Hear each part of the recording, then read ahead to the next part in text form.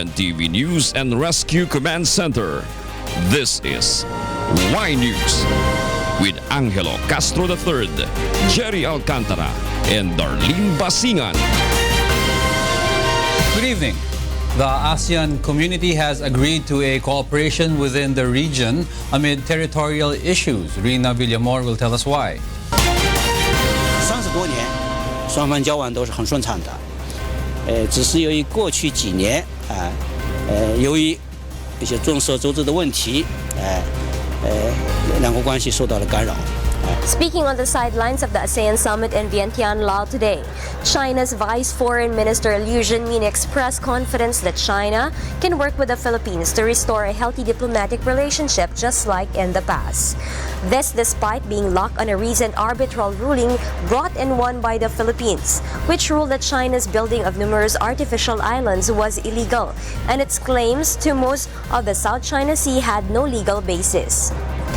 During the press conference, Presidential Communication Office Secretary Martin Andanar and Presidential Spokesman Ernesto Abella ensured that there was no tension between President Rodrigo Duterte and the Chinese Premier. According to Andanar, President Duterte mentioned that international disputes should inspire us to work together and be on the side of peace. The Philippines also emphasized on people-to-people exchange, investment relationship, and tourism growth. Because of this, the ASEAN community will come up with a ministry hotline and declaration of conduct, which emphasize on the freedom of navigation in the South China Sea and to promote harmonious environment among the neighboring countries. Meanwhile, Presidential Spokesman Abella was in the conference stating how everybody sees Duterte as a rising influential leader in the region. Consequently, the ASEAN-Japan summit centered on Japan providing quality infrastructure to the community, narrowing gaps and making it convenient to travel in the region. Japan has voted to donate 2 new frigates to the Philippines apart from the 10 Coast Guard patrol ships that will be used in patrolling the West Philippine Sea. Cybersecurity was also one of the topics on the side meetings, encouraging the ASEAN nations to improve their technology means and ways to be able to fight threats using the internet. They also emphasize on cooperation to pinpoint the cause of terrorism and how to resolve it. All eyes will be at the gala night at the National Convention Center where Duterte will be seated side by side with U.S. President Barack Obama and UN Secretary General Ban Ki-moon. Rina Villamor, UNTV News and Rescue, Vientiane, Laos. From being a person of interest, the Philippine National Police is now treating a male individual as the prime suspect in the Davao night market bombing. Victor Cosare will tell us why. Several witness accounts help authorities to create this composite sketch of the prime suspect in the Davao City bombing last week. According to the Philippine National Police, this man was the one who brought and left a bag in the massage area of the night market where the bomb exploded. PNP Region 11 Director Manuel Gerry says the suspect is 5'7" to 5'8" in height, more or less 30 years old, slim built, and has a fair to dark complexion. As we base this on the account of witnesses, so during the whole time that he was having his massage, he did not remove his mask. Gerry says part of the ongoing investigation is to know the identity and the whereabouts of the suspect. PNP Deputy Chief for Operations, Police Deputy Director General Benjamin Magalong refuses to name the group to which the suspect belongs. However, he says the signature of the bomb used is similar to other explosives used in past bombings perpetrated by a particular group. We can say that they are extremists. But with this development, the PNP is still not ruling out the narco-terrorism angle wherein drug syndicates are behind the deadly night market bombing. Magalong points out that in the past, members of extremist groups were also hired to conduct bombings in Mindanao. Marami rin dito na ang motive is extortion pero ang ginagamit nila, members of the extremist group. The way I discern it is there's still a possibility na it's connected with narco-politics. The PNP refused to give additional information as it might compromise their ongoing operations. Meanwhile, the police has also come up with artist sketches of the 3 other persons of interest but refused to release them to the public as they are not yet being considered suspects. Victor Cosare, UNTV News and Rescue, Davao City. The Philippine National Police has not yet established the identity of the suspects behind the Davao blast last Friday, despite the agency's confirmation that they are students of international terrorist Zulkifli Binhir alias Marwan. Mon Hokson will tell us why. The Philippine National Police confirms that the suspects on the Davao City blast on Friday are students of Zulkifli Binhir aka Marwan. PNP Chief Police Director General Ronald De La Rosa says Marwan has been known for producing 60mm and 81mm improvised explosive device. Ang pinagbasehan doon yung trademark ng IED na mortar round. So, yun ang pinakabasihan nila. And iba yung trademark ng ibang grupo, meron ding ibang kanya-kanyang ano tawag niyan, yung signature, kanya-kanya signature yung mga bomb maker. So yung ganoon na signature, it can be traced back to the Central Mindanao area wherein maraming naturuan si Marwan doon. The PNP is still clueless on the identity of the suspect despite this confirmation and is still gathering evidence regarding this matter. Hindi pa talaga actually kilala, pero at least meron tayong lead. Our investigation will be going towards that revelation or that discovery. The PNP is considering the involvement of the Mauti Group, Nasar Al-Khalifa Philippines, Abu Sayyaf Group, and Narco-terrorism. With this development, the United States of America donated a $900,000 or 40 million pesos worth of terrorism equipment like bomb suits and the like that will be allocated to Special Action Force, Explosive and Ordnance Division K9, Crime Lab, Anti-Cyber Crime, Training Service, and Region 12. Very timely yung binibigay nila sa atin ngayon. Hindi naman siguro naapektuhan yung ating relationship with the US government. Siguro yan na medyo kunting tapuhan lang siguro yun na hindi natuloy yung meeting. Pero yung pag sinasabi mong nasira ang relationship, hindi ko pa na-feel. Otherwise, kung nasira, di kinancel nila itong ating pag-turn over na itong mga gamit na ito. So, hindi pa rin. Okay pa. We're still good. Meanwhile, the general says though he cannot promise that the terrorists won't be able to penetrate Metro Manila, he assures that the police, military, and other agencies of the government will take extra precaution to prevent that from happening. Mon Hokson, UNTV News and Rescue, Philippines. The Philippine Drug Enforcement Agency believes that there is basis in saying that narco-terrorism could be behind the Davao City bombing last week. Victor Cosare will tell us why. Philippine Drug Enforcement Agency Region 11 Chief Adsar Albani believes that the narco-terrorism angle in the Davao blast is not too far-fetched. He says the anti-drug war being waged by the government has already affected the multi-billion peso industry. Also, narco-politicians are affected by the president's move to name in the open those who are suspected to be in cahoots with drug syndicates. That is why there is reason to believe that drug lords had a hand in the terroristic act last Friday. He says among those on the list are 12 mayors from Lanao del Sur and Maguindanao. Ang signature ng mga bombers, malapit dun sa area ng mga 12 na napangalanan na yung personalities, yung Lanao Sur at saka Maguindanao, no? So, pero hindi pa conclusive yung ano natin, wala pa tayong findings diyan. However, the Special Investigation Task Group is unable to pinpoint for now which group is responsible for the deadly bombing. No less than the president make his assumption, no, that it is an 80% an offshoot of what is going on somewhere in Sulu, and it is 20% retaliation from a drug syndicate. So all of these are being taken into consideration by our investigating. Meanwhile, authorities are trying to determine if the mortar round that was found in Barangay Mandug last June 26 or weeks before the Kadayawan Festival is related to the Friday night blast.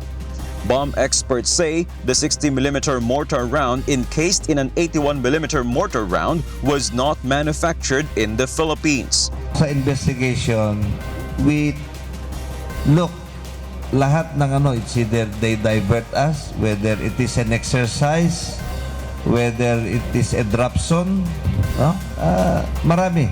Kaya hindi siya conclusive na it is but we're just trying to account incidents prior to the explosion. It can be recalled that initial investigation conducted by the police revealed that the improvised explosive device used during the night market bombing contained 2 mortar rounds, a 60mm and an 81mm. But the police clarified that the mortar round found last June was only an illumination round and it lacks the component for it to be considered an explosive. Victor Cosare, UNTV News and Rescue, Davao City. PNP Supervisory Office for Security and Investigation Agencies and Security Managers is assessing the security measures being implemented at various establishments nationwide. Leia Ilagan tells us why. The Philippine National Police or PNP and security managers of various establishments are now taking the lead in assessing the effectiveness of the security measures being implemented in usually crowded areas like malls, hotels, and schools across the country. This after a series of bomb threats stirred Metro Manila following the deadly explosion at Davao City Night Market. The acting chief of PNP's Supervisory Office for Security and Investigation Agencies or SOSIA underscores the importance of determining the readiness of establishments nationwide to respond to emergencies or any untoward incidents. Police Senior Superintendent Jose Mario Espino further says the assessment would help them know whether the security protocols being implemented by every establishment is appropriate for the area of their jurisdiction. Hindi natin pinapasuwalang bahala ito kaya gumagawa tayo ng ganitong coordinating conference at seminar training para paigtingin at maging maitaas natin yung level ng consciousness at awareness ng ating mga security guards. Security measures have been currently beefed up in every part of the country. Various security groups are also taking part in this effort by implementing additional protocols and measures. Crowded places like major malls have installed additional CCTV cameras and had their security guards undergo seminars for familiarity with the different kinds of bombs. So ano ba yung mga iba't ibang accessories na yon? Yun yung tinuturo namin sa guard na they have to be familiar with. Kahit na yung isang item lang which possibly part ng bomb, well at least yung guard natin they are aware na. Vehicles and guests entering hotels are now being thoroughly checked. Ayaw magpalinis ang kwarto, medyo yung aming housekeeping ay nakaalala na nakamonitor. Kasi katulad nung nangyari sa ibang bansa, yung terorista ay ayaw magpalinis, hindi umu-order, hindi pupunta sa restaurant, yung pala gumagawa na siya ng bomba sa loob ng kanyang kwarto. Meanwhile, part of an additional security for schools is the fast transfer of information and the immediate relocation of students into a safer place. Aside from security measures, there are also contingency plans such as emergency response team, search and rescue, and medical teams. Leia Ilagan, UNTV News and Rescue, Camp Crame. Personnel of the Armed Forces of the Philippines and the Philippine National Police may be held liable if they themselves are found to be violating the guidelines on suppressing lawless violence. Rosalie Cos will tell us why. Malacanang has released the guidelines the Armed Forces of the Philippines and the Philippine National Police should follow in suppressing any form of lawless violence in the country. This is to ensure that the human rights of every citizen are respected by the military and police while keeping the public safe from any security threat. The memorandum order was issued in order to limit what the AFP and the PNP may do. So as you can see, we put a premium on civil rights, and we'd like to emphasize that the Proclamation 55 is not meant to undermine the Bill of Rights. Any personnel found violating any constitutional rights shall be held administratively, civilly, or criminally liable. The 3-page Memorandum Order Number 3 was signed by Executive Secretary Salvador Medialdea. The military and police checkpoints are limited to visual search only and not to extensive search. Be sure to always bring necessary documents such as identification and vehicle registration papers. There may be checkpoints everywhere. And we just have to advise our kababayan to cooperate. Yan lang naman. It's not really something that's extraordinary. No civil or political rights are suspended during the existence of a state of lawless violence. In particular, no warrantless arrest shall be made unless the person to be arrested is actually committing or is attempting to commit an offense in the presence of the arresting officer, a prisoner who has escaped from a penal establishment, or when the person arrested or to be arrested has voluntarily waived his right against warrantless arrest. Meanwhile, warrantless searches and seizures can be done if the person to be searched has consented to the search or has voluntarily waived his right against warrantless searches and seizures.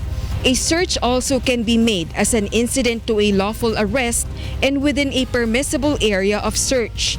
Vessels, aircraft, and automobiles can be searched for violation of immigration and customs laws. Objects can be seized in plain view or arising from emergency situations. The Department of National Defense and the Department of the Interior and Local Government shall coordinate the immediate deployment of additional forces of the AFP and the PNP to suppress lawless violence and acts of terror in Mindanao and elsewhere in the country.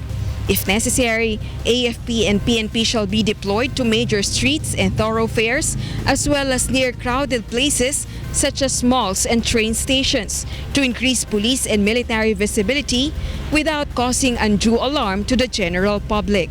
Rosa Licoz, UNTV News and Rescue, Malacanang.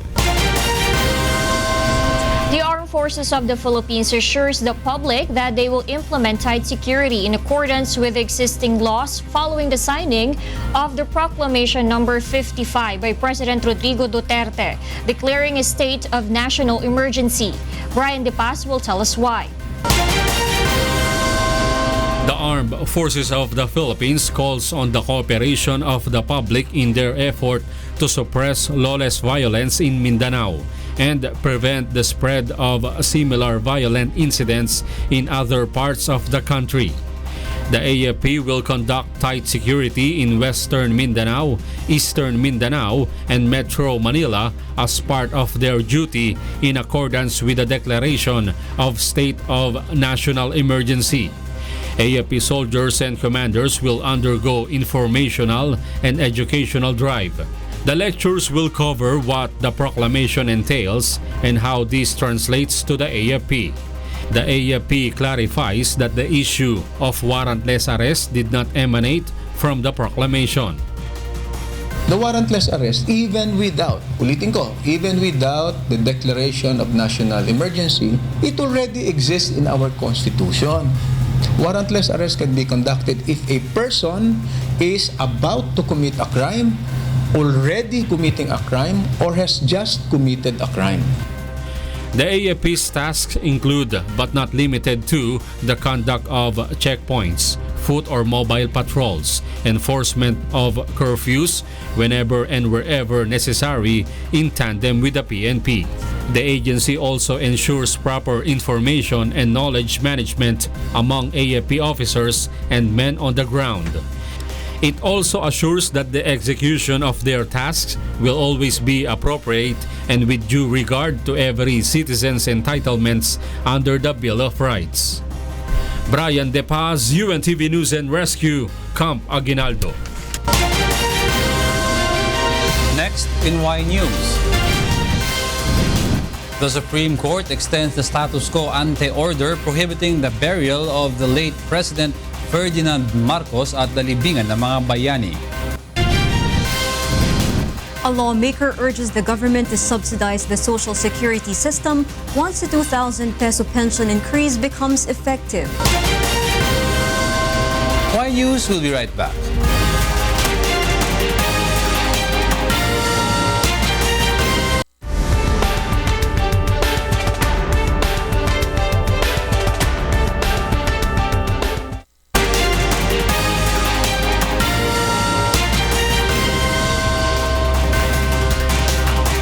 3 of the 4 men of alleged big-time drug lord Kerwin Espinosa are now under police custody.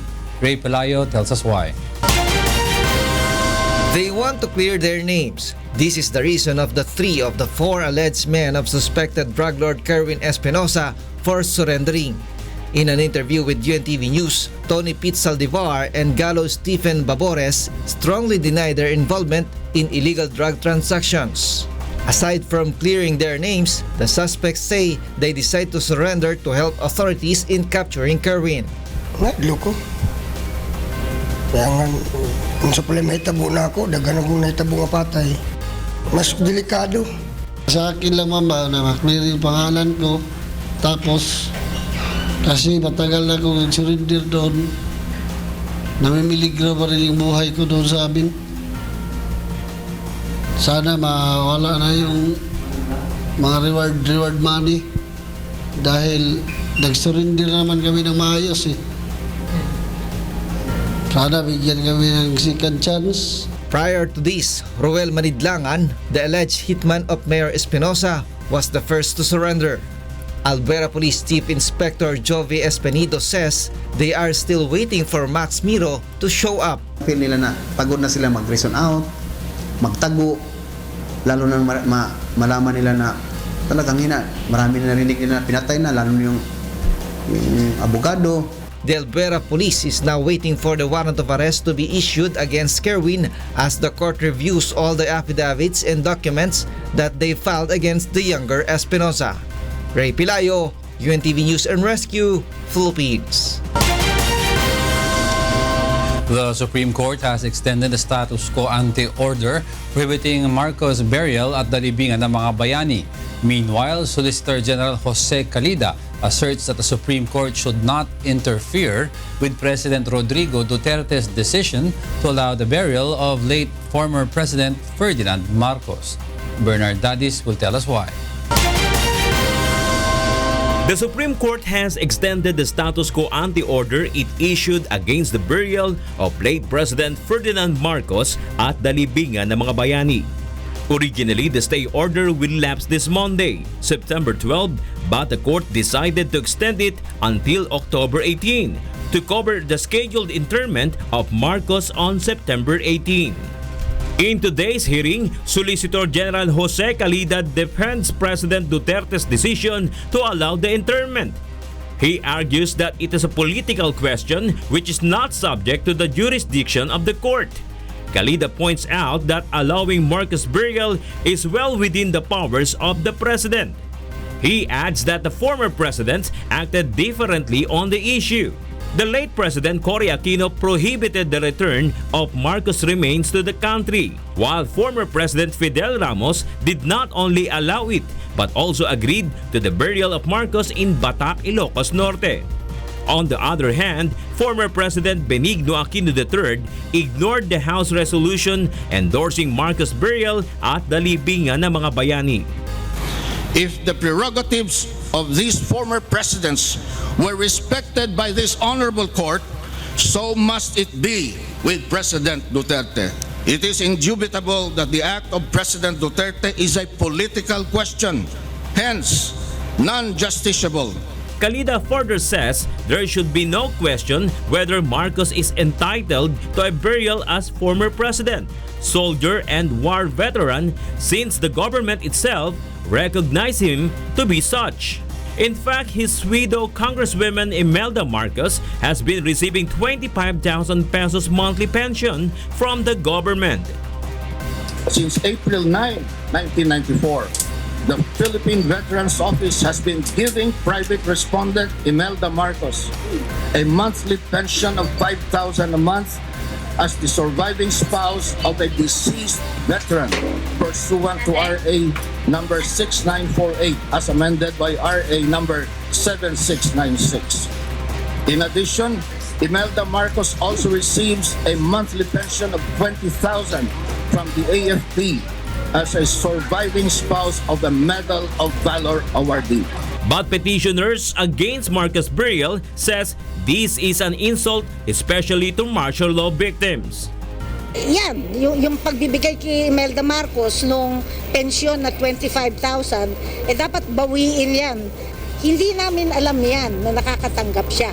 Ito yung panahon para ituwid natin itong mga pagkakamali ng past governments natin. We were surprised, but at the same time insulting yun, yung pagbibigay ng pension. It's an act of recognizing si Marcos despite the fact na he's a recognized na dictator, plunderer at saka human rights violation. Sa tingin ko, waste ng pera ng sambayanan. Dapat ihinto na yan. The court concluded the oral arguments and gave the parties 20 days to submit their respective memoranda, after which the court will decide whether or not it will allow Marcos burial at the libingan ng mga bayani. Bernard Dadis, UNTV News and Rescue, Philippines. The Department of Labor and Employment is focusing on ways to minimize employee migration and overpopulation in Metro Manila. Lel Maribuhok will tell us why. So yun po ang aming nagiging focus ngayon, Your Honor, on how we can equalize the salaries of those from the provinces and in relation to the salary rate of those in Metro Manila para maiwasan po yung migration, maiwasan ang overpopulation. Department of Labor and Employment Secretary Silvestre Bello III emphasized today that the Department of Labor and Employment is currently focused on coming up with a standardized pay for workers in provinces. By doing so, employees from the provinces will no longer attempt to look for jobs in Metro Manila because they will be able to receive enough salary in the province. At present, the minimum wage in the National Capital Region ranges from 454 to 491, while those in the provinces only reach up to at least 300 pesos. This is one reason why employees from the province migrate to the National Capital Region to look for high-paying and stable jobs. Consequently, the Labor Department is also working on the abolishment of endo scheme or contractualization in the country.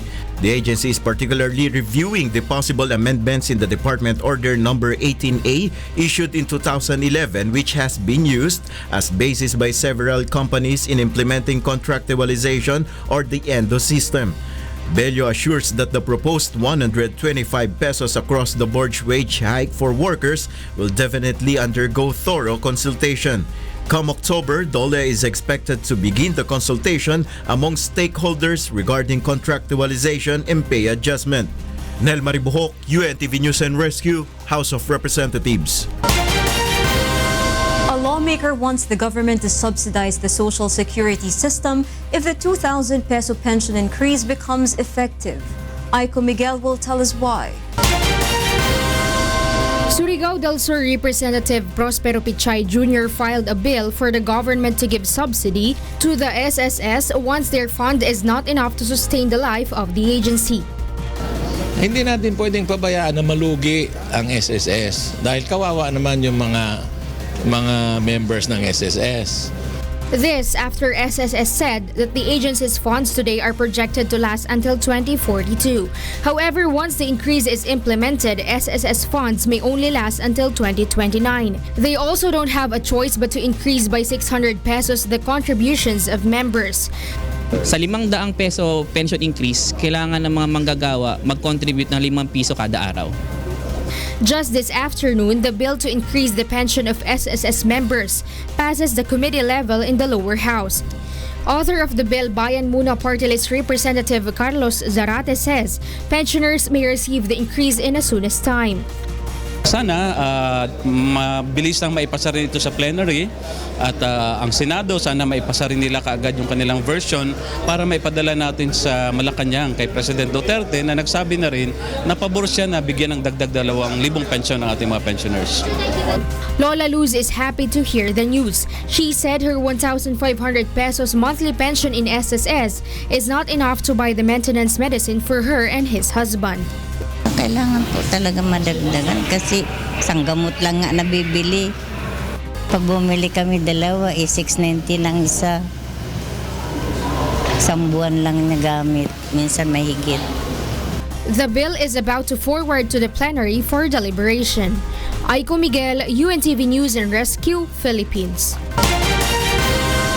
Some senators have expressed their support for passing the bill that seeks to create the Department of Housing. Joyce Balancho will tell us why. Vice President Leni Robredo presented before the Senate Committee on Finance earlier the proposed budget of her office for the next year. Robredo says the OVP will be needing 428 million pesos. This is 14% lower compared to its budget this year. The Vice President explains their expenses were lessened after her office transferred to Quezon City Reception House from the Coconut Palace. She says they are saving up to 200,000 a month because the new place is cheaper. She also instructed her staff not to allot a huge budget for her travels in provinces since she insists in staying in affordable hotels. While her budget is smaller next year, Robredo says she wants to focus on the more important matter. While kailangan natin ng malaking pondo, I think at this time, mas mahalaga munang ayusin natin yung sistema. Based on sa aking mga pag-ikot, marami ding pondo na parang hindi din na-maximize. As the head of the Housing and Urban Development Coordinating Council or HUD-C, Robredo is keen on changing the current system. She noted that while the number of informal setters increase each year, so is the number of backlogs of housing units needed to be built. She says relocatees complain because of lack of livelihood in the area. The current status quo is not working kasi unang-una, we have a 5.6 million backlog. Gusto sabihin, hindi nag-work yung ating housing direction, housing program. And one of the reasons really is institutional.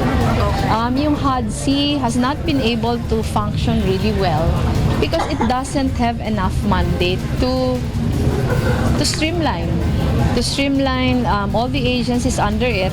Robredo insists that the problem can be remedied through the creation of the Department of Housing that will focus on finding solutions. Also discussed in the hearing earlier is the delayed construction of the permanent houses for the victims of the Typhoon Yolanda. Some senators have raised the concern that despite approving the big budget for it, government agencies still failed to provide the needed assistance for the victims. We told them that, look, unahin nyo na itong Yolanda kasi nga maraming mga kababayan natin doon talagang nagdudusa na doon sa temporary housing. And they will submit to us a status report. Sabi nila, hopefully by 2017, wala nang tapos na itong problema. Joyce Balancho, UNTV News and Rescue, Senate of the Philippines. The Philippine National Police Highway Patrol Group is contemplating on the possible re-implementation of the odd-even scheme in Metro Manila. Joanna will tell us why. One of the suggested solutions to ease traffic congestion within Metro Manila is the re-implementation of odd-even scheme. The PNP Highway Patrol Group Chief Police Senior Superintendent Antonio Garjola believes that this is one of the most effective way to lessen the volume of vehicles on the roads daily. However, the system needs to be carefully studied before its implementation. That is very effective. Why? The main problem now is talaga makikita natin is the volume of vehicles, no? So kung tatanungin tayo, one of the pinakamagandang gawin ngayon, kung ngayon tayo tatanungin, is to implement the odd-even scheme. Recommend for that implementation because that will drastically reduce the number of vehicles on the roads. Based on the record of the Metro Manila Development Authority in 2015, there were around 370,000 vehicles traveling along EDSA daily, 2% higher compared with the 2014 record. Under the odd-even scheme, vehicles with plate numbers ending in odd and even numbers are not allowed to travel 3 times a week. It was in 1990 when the odd-even scheme was first implemented to ease the traffic congestion. But in 1995, the said scheme was changed to Unified Vehicular Volume Reduction Program, or more commonly known as Number or Color Coding Scheme, that is still being implemented until now. Recently, Pasig City has already started odd-even scheme wherein vehicles with plate numbers ending in 0, 2, 4, 6, and 8 are not allowed to travel during Mondays, Wednesdays, and Fridays. while vehicles with plate number that ends with 1, 3, 5, 7, and 9 are prohibited to travel during Tuesdays, Thursdays, and Saturdays. Meanwhile, the PNP-HPG disagrees with the idea that this scheme might result in more increased volume of vehicles. Mga capable lang naman if we look at the living standard natin, yung sa mas marami yung nasa middle income group and the lower income group than the high income groups. MMDA has also earlier stated that they support the re-implementation of odd-even scheme. Joan Nano, UNTV News and Rescue, Pasig City.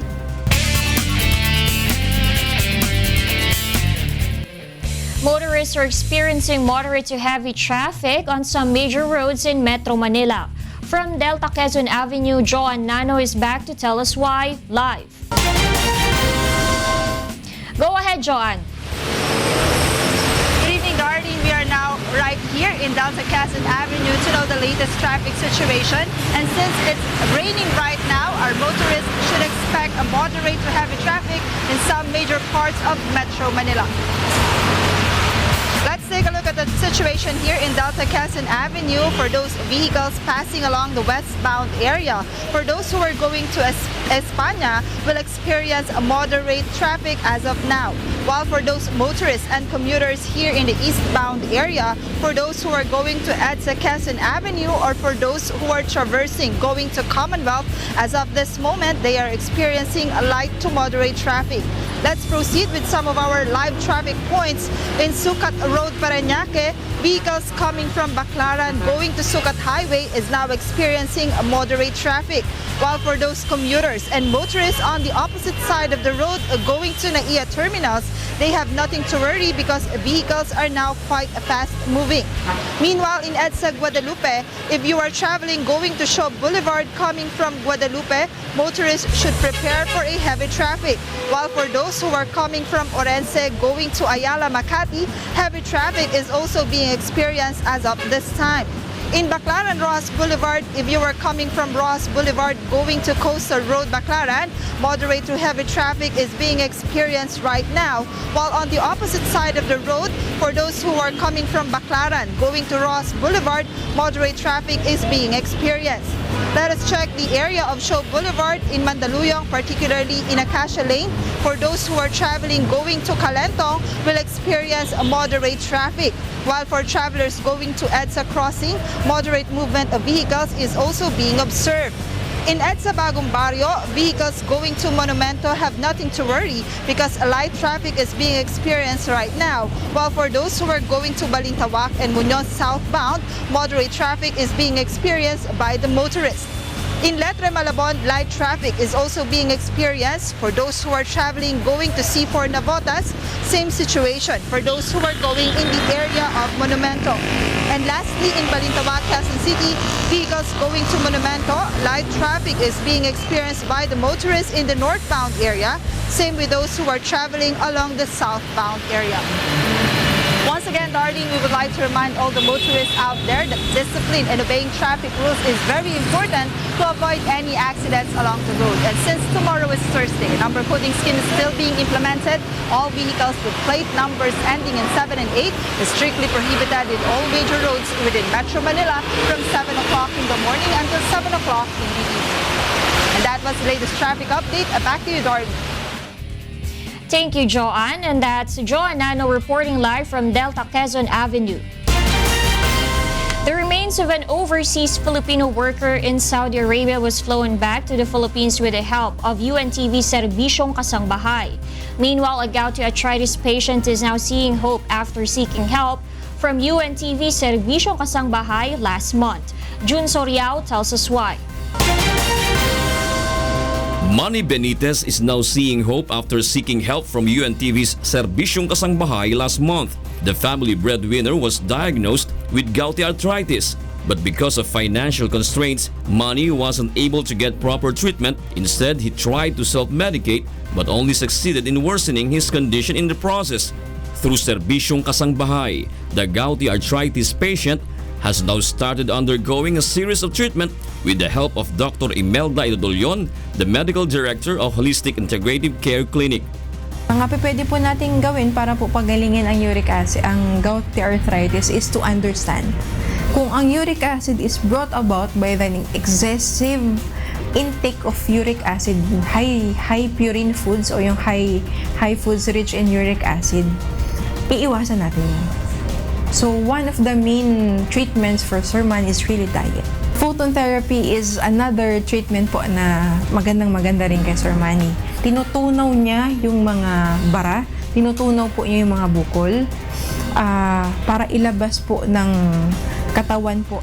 Manny will undergo chelation and photon therapy sessions twice a week in order to flush out steroids and uric acid from his body. Maraming salamat po sa serbisyong kasangbahay.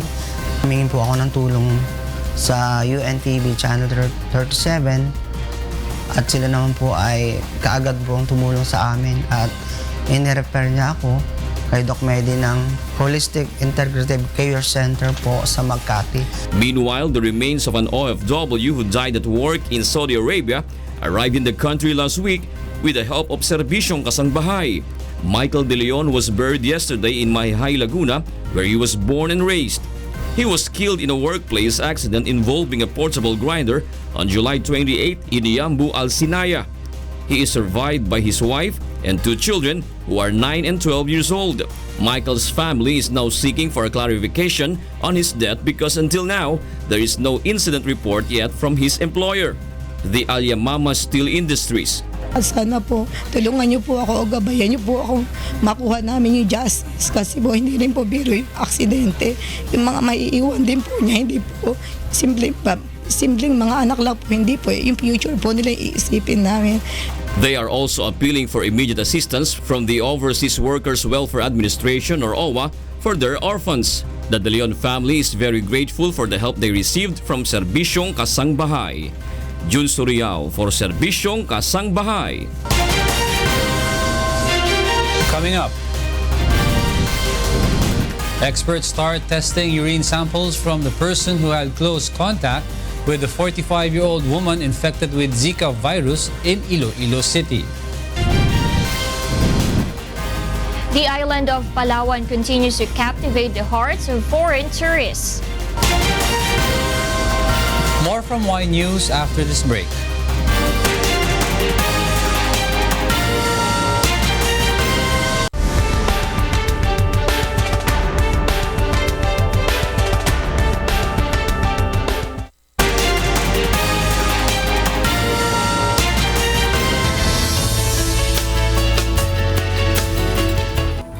A low-pressure area affects Mindanao while the southwest monsoon affects extreme northern Luzon. Rosalie Cos is at the UNTV Weather Center to tell us why. Rosalie, how will the low-pressure area affect the country?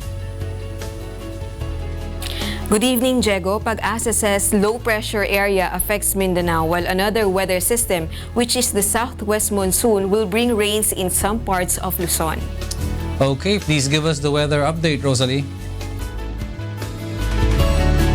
Thank you, Diego. As of 4 p.m. today, the low-pressure area was estimated based on all available data at 175 kilometers east-southeast of Hinatuan, Surigao del Sur.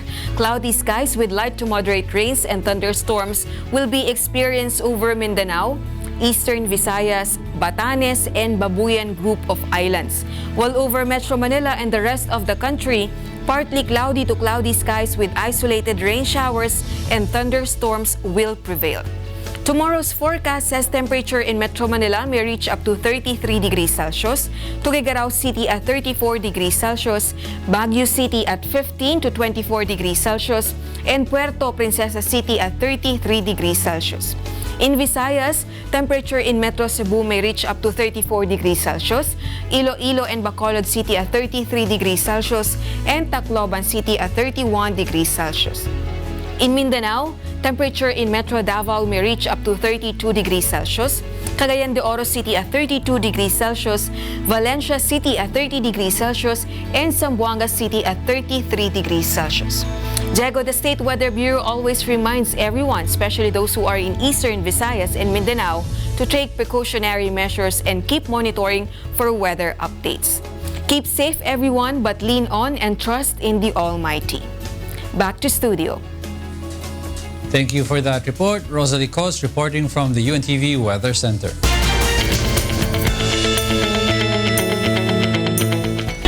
Experts are now testing urine samples from the person who had close contact with a 45-year-old woman infected with the Zika virus in Iloilo City.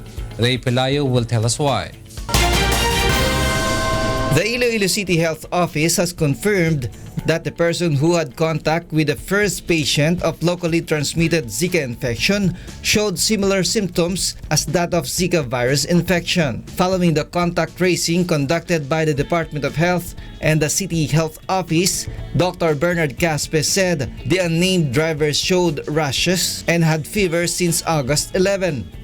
After 3 days, the driver has already recovered and has returned to work. The driver had his blood sample taken together with 11 other housemates of the first Zika virus patient. The blood samples will be sent to experts for a confirmatory test to verify if they have contracted the virus. Ang iyang mga household members gin-test man tanan, urine kag blood man. Way pagalik ang result sa RTM sang ilang.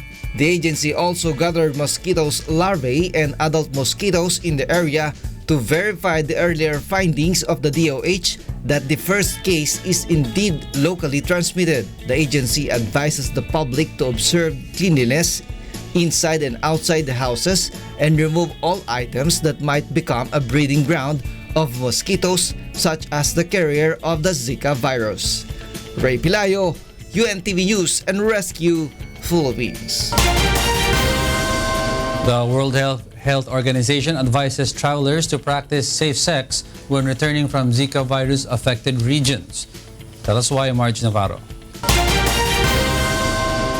The World Health Organization revealed an update on Tuesday that men and women returning from areas where the Zika virus is actively spreading should practice abstinence for 6 months, regardless of whether they are trying to conceive or showing symptoms. The update was based on new evidence on Zika transmission from asymptomatic males to their female partners and asymptomatic female to her male partner, as well as evidence that Zika is present in semen for longer than thought. One man had Zika found in his semen 188 days after the onset of symptoms. The longest period that the virus has so far been found to remain infectious was 24 days. WHO advises that pregnant women should not travel to areas with ongoing Zika virus transmission. In the ASEAN summit in Vientiane, Laos, Singapore Prime Minister Lee Hsien Loong called for ASEAN countries to step up regional cooperation to curb cross-border transmission of the Zika virus. Tuesday's update brings the total number of Zika infections in Singapore to 275. Thus, WHO stresses that concerted efforts are needed to fight the outbreak of the virus. Marge Navarro, UNTV News and Rescue, Philippines. South Koreans express concern over Samsung Galaxy Note 7's worldwide recall. Eric Ferrer will tell us why. 그것 때문에 한국 제품에 좀 그런 거에 대해서 인식도 안 좋아질 것 같고요.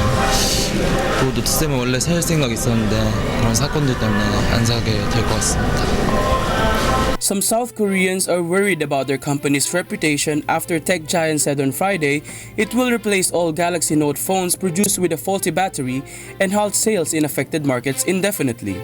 Some have changed their minds about buying the brand new smartphone, while others welcome the company's quick decision. 배터리 문제가 삼성의 어떤 기술력에 대한 의심을 약간 줄 수는 있겠지만 그게 초동 대응으로 해서 기술적인 문제점을 보완을 하면 삼성이나 한국에 대한 이미지가 크게 손상되지는 않고 단기적으로 영향을 미칠 것 같고요. Meanwhile, shares of battery maker Samsung SDI opened sharply lower this week after the company announced the recall. Shares of Samsung SDI were down 4.6% as compared with a 0.6% decline for Samsung Electronics and a 0.6% rise for the broader market. Samsung's mobile business head Ko Dong-jin announced the recall on Friday, expressing concern on the safety of all customers with already 35 cases of battery fire as of the recall announcement. 소비자 안전을 최우선으로 생각하여 판매를 중단하고 구입 시기와 관계없이 노트 7 신제품으로 교환해드리기로 결정하였습니다. Go said the recall will affect 10 countries but not China, where the firm started selling the phone with a different battery. Samsung plans to replace not only phones with faulty batteries that have actually been sold to consumers, but also inventory or products in transit to retailers. Now, the company is working on the recall and advises people who are worried about their batteries should contact their nearest Samsung service center. Eric Ferrer, UNTV News and Rescue, South Korea.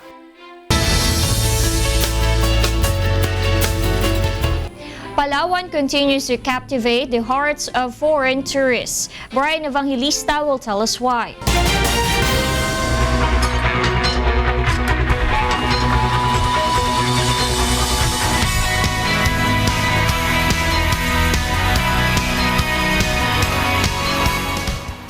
After being mesmerized by the magnificent view of the Black Island taken by the UNTV drone, we can only conclude there is more to this tropical paradise than meets the eye.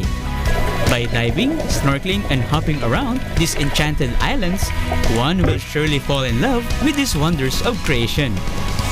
Cruising Busuanga, Palawan on the native bangka boat is truly relaxing. In Barracuda Lake, a sweet interaction with these cleaner shrimps is so fascinating. Even if you're not a certified technical diver to do wreck penetration, no worries because you can still dive into history with the shallowest Japanese shipwreck called Lusungan Boat. The stern of the wreck can be seen at the surface during low tide with a maximum depth of 9 meters, just perfect for snorkeling. The wreck is covered by a rainbow of hard and soft corals that has become a home to a variety of tropical fishes. So it's not surprising why tourists travel all the way from South America and Africa just to be here, proving it's more fun in the Philippines. The shallow waters is very good, nice diving because we have more light, so the corals bright a lot. It's very beautiful diving. Far more exciting. My other dives, there hasn't been as much sea life, and here on the shipwrecks there's a lot of sea life and things that I've never seen before. So it's been a great experience.